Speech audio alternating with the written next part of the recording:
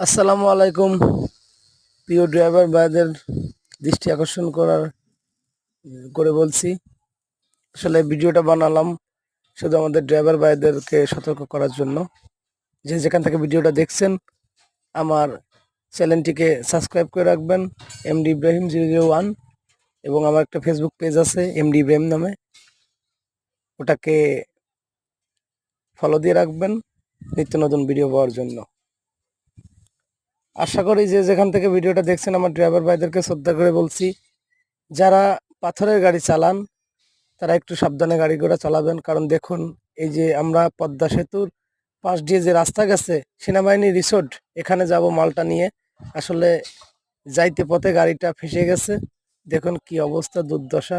আসলে দুই চাক্কায় সমানে ফেসে গেছে, পাথরের গাড়ি তো কোনোভাবে আর ওঠানো সম্ভব না। তো যারা ভিডিওটা দেখলেন, নিশ্চয়ই